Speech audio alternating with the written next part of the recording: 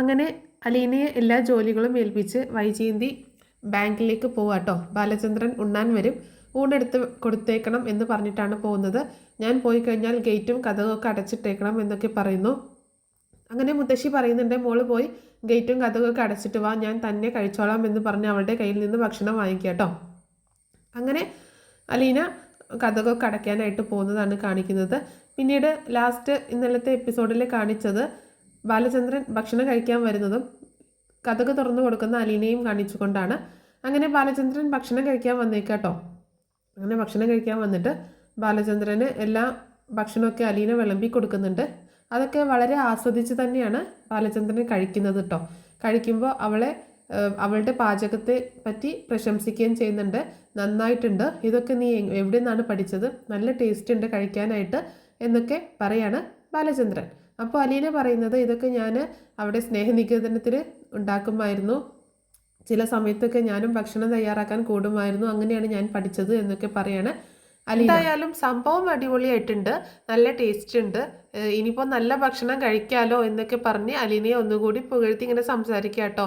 ഞാൻ തമാശ പറഞ്ഞതല്ല, ഇയാളെ പുകഴ്ത്തി പറഞ്ഞതുമല്ല, ഉള്ള കാര്യം പറഞ്ഞതാണ്. എന്തായാലും ഭക്ഷണം സൂപ്പറായിട്ടുണ്ട്, എനിക്ക് ഒരുപാട് ഇഷ്ടപ്പെട്ടു എന്ന് പറയാണ് ബാലചന്ദ്രൻ. അപ്പോൾ ചോദിക്കുന്നുണ്ട്, രാവിലെ വൈജ ഒന്നും പറഞ്ഞില്ലേ ഭക്ഷണം കഴിച്ചിട്ട് എന്ന് ചോദിക്കുകയാണ്. അമ്മയ്ക്ക് ഒരുപാട് ഇഷ്ടപ്പെട്ടു, ഭക്ഷണം നല്ല ടേസ്റ്റ് ഉണ്ടെന്ന് പറഞ്ഞു, കൊള്ളാമെന്ന് പറഞ്ഞു എന്ന് പറയട്ടോ. അമ്മയൊന്ന് ചോദിക്കാണ്. അയ്യോ അല്ല സാർ, ഞാൻ ഉദ്ദേശിച്ചത് കൃഷ്ണമോളുടെ അമ്മ എന്നുള്ള രീതിയിലാണ് എന്ന് പറയട്ടോ. നിന്റെ അമ്മയാവാനുള്ള പ്രായമൊക്കെ വൈജയ്ക്കുണ്ട്, നിന്റെ അച്ഛനാവാനുള്ള പ്രായം എനിക്കുണ്ട്, നിനക്ക് വേണമെങ്കിൽ അമ്മ അച്ഛൻ എന്നൊക്കെ വിളിക്കാം, പക്ഷേ അതൊന്നും വൈജ സമ്മതിച്ച് തരത്തില്ല കേട്ടോ എന്നൊക്കെ പറയട്ടോ. ഞങ്ങൾക്കിപ്പോൾ 3 മക്കളുണ്ട്, അതിൽ ഒരു മകളായിട്ട് നിന്നെ കാണുന്നതിൽ എനിക്ക് യാതൊരു വിരോധവും ഇല്ല എന്നൊക്കെ ബാലചന്ദ്രൻ പറയാട്ടോ. എൻ്റെ മകളെ പോലെ തന്നെയാണ് ഞാൻ നിന്നെ കാണുന്നത് എന്നൊക്കെയാണ് പറയുന്നത്. അതൊക്കെ കേട്ടിട്ട് ഭയങ്കര സന്തോഷം തോന്നുകയാണ് അലീനയ്ക്ക്. അങ്ങനെ ഭക്ഷണമൊക്കെ കഴിച്ചതിന് ശേഷം ബാലചന്ദ്രൻ ഒരു അരമണിക്കൂർ വിശ്രമിച്ചിട്ടാണ് പിന്നീട് കടകളിലേക്ക് പോകുന്നത് കേട്ടോ.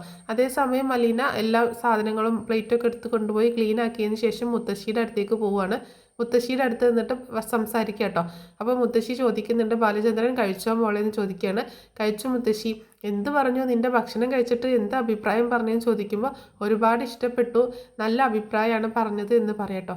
നല്ല മനുഷ്യനാ മോളെ അയാൾ, അവൻ ഇത്രയും നല്ലൊരു ഭർത്താവിനെ കിട്ടിയതാണ് എൻ്റെ മോളുടെ ഭാഗ്യം എന്നൊക്കെ പറയാണ് മുത്തശ്ശിയുടെ മുത്തശ്ശി. ബാലചന്ദ്രനും അതുപോലെ വൈജയന്തിയും തമ്മിലുള്ള കല്യാണം കഴിക്കാനുണ്ടായ സാഹചര്യമൊക്കെ പറയാട്ടോ. ബാലചന്ദ്രൻ ഞങ്ങളുടെ വീട്ടിലെ ഒരു ആശ്രിതനായിരുന്നു മോളെ, ബാലചന്ദ്രൻ്റെ അച്ഛൻ വീട്ടിലെ കാര്യസ്ഥനായിരുന്നു, എന്ത് കാര്യത്തിനും അദ്ദേഹം ഉണ്ടായിരുന്നു ഓടിയെത്താൻ, ഒരു വിളിപ്പാടകലെ.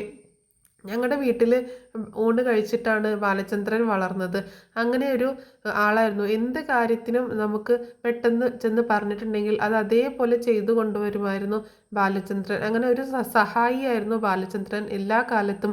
പിന്നീടാണ് എല്ലാം മാറി മറിഞ്ഞത്, പിന്നീടാണ് എല്ലാ തകിടം മറിഞ്ഞത് എന്നൊക്കെ പറയണ മുത്തശ്ശി. അപ്പോൾ വീട്ടിലെ ഒരു വേലക്കാരൻ, അതായത് ഒരു കാര്യസ്ഥൻ്റെ മകനായിരുന്നു ബാലചന്ദ്രൻ. അപ്പോൾ അലീന ചോദിക്കുന്നുണ്ട്, അങ്ങനെയുള്ള ഒരാൾക്ക് പിന്നെ എങ്ങനെയാണ്? അപ്പോൾ മുത്തശ്ശി പറയുന്നുണ്ടായിരുന്നു, അവർക്ക് ഒന്നും ഉണ്ടായിരുന്നില്ല, സാമ്പത്തികമായിട്ട് അവർ വളരെ പിന്നോട്ടായിരുന്നു. ഞങ്ങൾ കൊടുക്കുന്ന എന്തെങ്കിലുമൊക്കെ ആയിരുന്നു അവർ കഴിച്ചുകൊണ്ടിരുന്നത്, ഞങ്ങൾ കൊടുക്കുന്ന വസ്ത്രങ്ങളായിരുന്നു അവർ ധരിച്ചുകൊണ്ടിരുന്നത്, അത്രയും സാമ്പത്തികമായിട്ട് പിന്നോട്ട് നിൽക്കുന്ന ഒരു കുടുംബമായിരുന്നു എന്നൊക്കെ വളരെ നല്ല അഭിപ്രായം തന്നെ കേട്ടോ പറയുന്നത്. സാമ്പത്തികമായിട്ട് ഇച്ചിരി മോശമായിരുന്നു എന്നല്ലാതെ വേറെ മോശമായിട്ടൊന്നും പറയുന്നില്ല. ബാലചന്ദ്രൻ്റെ അച്ഛനും തന്നെ നല്ല മനുഷ്യനായിരുന്നു. ബാലചന്ദ്രനും അമ്മയും സഹോദരിയും അടങ്ങുന്നതായിരുന്നു അവരുടെ കുടുംബം. ആ സഹോദരിയെ വിവാഹം കഴിപ്പിക്കാനൊക്കെ ഞങ്ങൾ ഒരുപാട് സഹായിച്ചിട്ടുണ്ട് എന്നൊക്കെ മുത്തശ്ശി പറയുന്നത് കേട്ടോ. അപ്പോൾ അലീന ചോദിക്കുന്നത്, പിന്നെ എങ്ങനെയാണ് ഇത്രയും വലിയ വീട്ടിലെ ഒരേ ഒരു പെൺകുട്ടിയെ അദ്ദേഹത്തിന് വിവാഹം കഴിച്ചു കൊടുത്തത്, സാറിന് വിവാഹം കഴിച്ചു കൊടുത്തത്, അതിനുണ്ടായ സാഹചര്യം എന്താണെന്നൊക്കെ ചോദിക്കട്ടോ. എല്ലാവരും നല്ല വലിയ വലിയ ഫാമിലിയിലുള്ള പെൺകുട്ടികളെയൊക്കെ അതേപോലെ സ്റ്റാറ്റസ് നോക്കിയല്ലേ കല്യാണം കഴിപ്പിച്ചു കൊടുക്കത്തുള്ളൂ, ഇതെന്താണ് ഇങ്ങനെ കല്യാണം കഴിപ്പിച്ചു കൊടുത്തത് എന്ന് ചോദിക്കുകയാണ് അലീന. അത് കേട്ടിട്ട് മുത്തശ്ശി പറയുന്നുണ്ട്, അതൊക്കെ ഒരു വലിയ കഥയാണ് മോളെ, അതൊന്നും ഇപ്പോൾ പറഞ്ഞാൽ തീരത്തില്ല, അതിൻ്റെ പുറകിൽ ഒരുപാട് സംഭവങ്ങളുണ്ട്, അതൊക്കെ പിന്നീട് ഞാൻ നിന്നോട് പറയാം, അതൊക്കെ ഇപ്പോൾ പറയാനും പറ്റത്തില്ല, പറഞ്ഞാലും വലിയ വലിയ പ്രശ്നങ്ങളാകുന്ന സംഭവങ്ങളൊക്കെയാണ്, അതൊന്നും ആരോടും പറയാനും കൊള്ളത്തില്ല. അങ്ങനെയുള്ള ഒരുപാട് പ്രശ്നങ്ങൾ ഉണ്ടായിട്ടുണ്ട് അവളുടെ ജീവിതത്തിൽ. അതിനെയൊക്കെ മറികടന്ന് അവളെ ഇങ്ങനെ ഒരു ലൈഫിലേക്ക് എത്തിക്കാൻ ഞങ്ങൾ പെട്ടപാട് ചില്ലറയൊന്നുമല്ല. അതുകൊണ്ട് അതൊക്കെ കഴിഞ്ഞ കാലമാണ്, അതൊക്കെ ഓർക്കാതിരിക്കുന്നതാണ് ഏറ്റവും നല്ലത് എന്നൊക്കെ മുത്തശ്ശി ഇങ്ങനെ പറയാട്ടോ. അപ്പോൾ അലീന ഇങ്ങനെ ചിന്തിക്കുന്നുണ്ട്, താനുമായിട്ടുള്ള സംഭവങ്ങളാണ് എന്നെ സംബന്ധിച്ചിട്ടുള്ള, ഞാനും കൂടി ഉൾപ്പെട്ടിട്ടുള്ള സംഭവങ്ങളെ പറ്റിയാണ് മുത്തശ്ശി പറയുന്നത്.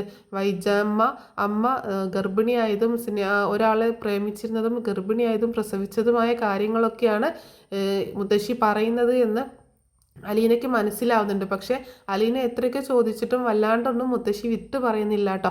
മുത്തശ്ശി ഇങ്ങനെ എങ്ങും തൊടാതെ പറഞ്ഞു വെക്കുകയാണ്. ഒരുപാട് പ്രശ്നങ്ങൾ അവളുടെ ലൈഫിൽ ഉണ്ടായിട്ടുണ്ട്. അവളുടെ അഹമ്മതി, അവളുടെ അഹങ്കാരം, അവളുടെ കയ്യിലിരിപ്പ്, അത് തന്നെ അങ്ങനെ കുറച്ച് പ്രശ്നങ്ങളൊക്കെ ഉണ്ടായി. അതിൽ നിന്നൊക്കെ എങ്ങനെയൊക്കെയോ അവളെ തലയൂരിക്കൊണ്ട് അവളുടെ അച്ഛനും ചേട്ടന്മാരും ഒക്കെ കൂടി ചെയ്ത പണിയാണ്. എങ്ങനെയൊക്കെയോ അവളെ അതിൽ നിന്ന് ഊരിയെടുത്തു, അല്ലാണ്ട് എന്ത് പറയാനാ എന്നൊക്കെ പറയാട്ടോ. എന്നാലും എന്തായിരുന്നു ആ പ്രശ്നമെന്ന് അലീന ചോദിക്കുന്നുണ്ടെങ്കിലും മുത്തശ്ശി ഒന്നും തന്നെ വിട്ട് പറയുന്നില്ല കേട്ടോ, എന്താ സംഭവം എന്നുള്ളത്. അങ്ങനെ പിന്നീടൊന്നും അലീന ചോദിക്കുന്നില്ല. എന്തായാലും അലീനയ്ക്ക് മനസ്സിലാവാണ് ഞാനുമായി ബന്ധപ്പെട്ട കാര്യങ്ങളാണെന്ന് അലീനയ്ക്ക് മനസ്സിലാവാട്ടോ. എന്താണെങ്കിലും എൻ്റെ ജനനവും എൻ്റെ അച്ഛനുമായി ബന്ധപ്പെട്ടിട്ടുള്ള കാര്യങ്ങളാണ് അതൊക്കെയെന്ന് മുത്തശ്ശി പറയാത്തത് എന്ന് അലീനയ്ക്ക് മനസ്സിലാവുകയാണ്. പിന്നീട് കാണിക്കുന്നത് രേവതിക്കുട്ടി കേട്ടോ. രേവതിക്കുട്ടി അവിടെ ഇങ്ങനെ അവരുടെ ഒരു പൊന്നോമനയായിട്ട് ഇങ്ങനെ വളരുക കേട്ടോ. അപ്പോൾ രേവതിക്കുട്ടിക്ക് അലീനയും ചിന്നൂനെയൊക്കെ നന്നായിട്ട് മിസ് ചെയ്യുന്നുണ്ട്. അപ്പോൾ രേവതിക്കുട്ടി ഇങ്ങനെ ആ കാര്യങ്ങളൊക്കെ ഗ്രേസമ്മയായിട്ട് സംസാരിക്കുകയൊക്കെ ചെയ്യുന്നുണ്ട്. അപ്പോൾ രേവതിക്കുട്ടിക്ക് ആകെയുള്ളൊരു ഡൗട്ട് എന്താണെന്ന് വെച്ചാൽ ഇവരെന്താണ് ഇങ്ങനത്തെ ഒരു സ്വഭാവക്കാരായിപ്പോയതെന്ന് കേട്ടോ.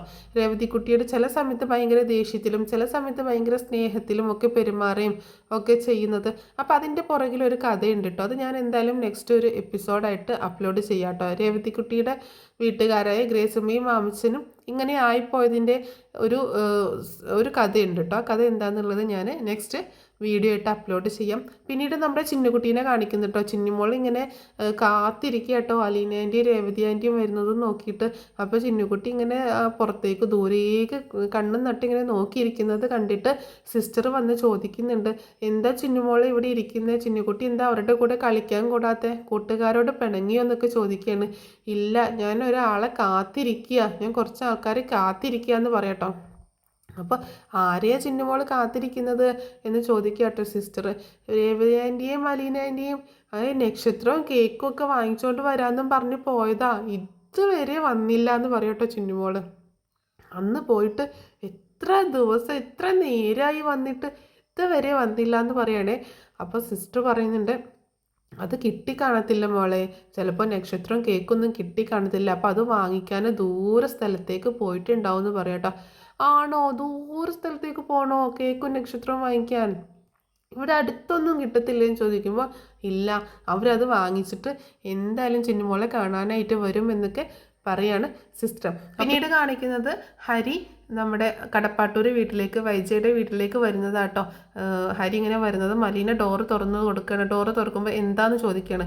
എന്താന്നോ, നീ എന്താ അങ്ങനെ ചോദിക്കുക കേട്ടോ.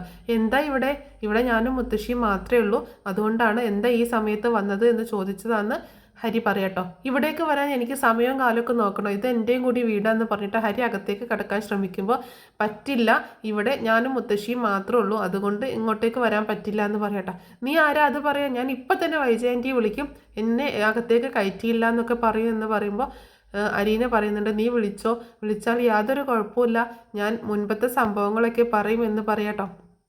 അപ്പോൾ ഞാൻ മുത്തശ്ശി ഒന്ന് കാണാൻ വന്നതാണ്, മുത്തശ്ശിയെ കണ്ടിട്ട് ഉടനെ തന്നെ പൊക്കോളാം എന്ന് പറഞ്ഞിട്ട് ഹരി ബലമായിട്ട് അകത്തേക്ക് കയറി പോവുകയാണ്.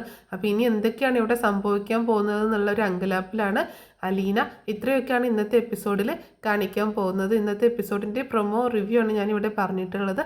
അപ്പോൾ എപ്പിസോഡ് കിട്ടുന്ന ഉടനെ തന്നെ എപ്പിസോഡിൻ്റെ സ്റ്റോറി മുഴുവനായിട്ട് അപ്ലോഡ് ചെയ്യുന്നതായിരിക്കും. Thanks for watching.